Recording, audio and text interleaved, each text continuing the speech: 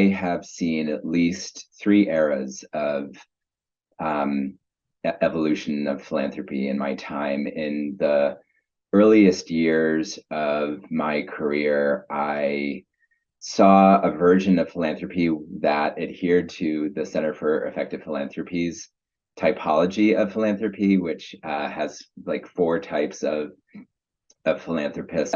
There was this array towards strategic, and I definitely saw that for some folks in philanthropy 2-3 decades ago, their point was really to follow their heart. And that led into the kind of second era of the three that I'll describe, which I call the era of strategic learning in philanthropy. And so that comprises both the evolution of, or the emergence of, strategic philanthropy, where there was an heightened interest in being, laser focused, intentional, and then bringing in a learning approach to track not just the outputs and staying kind of in a monitoring mode, but also wanting to understand how are people and communities and systems, any different and better off over time.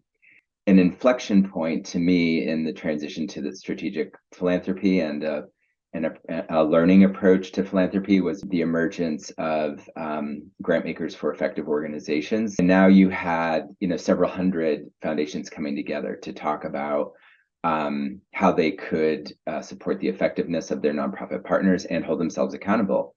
The third era of philanthropy that I want to describe is absolutely tied to a singular development in my mind, and that is the era of trust-based philanthropy and wanting to embrace principles of equity in philanthropy. And I credit my good friend and colleague Geraldine Coffey and her launch of the Equitable Evaluation Initiative as being hugely responsible for. We owe a huge debt of gratitude for really looking to break out of the kinds of norms and orthodoxies and stances that philanthropy had been walking within and operating within, for as long as I've been in the field, understanding that the true solutions to the wicked problems that plague our communities must come from those communities.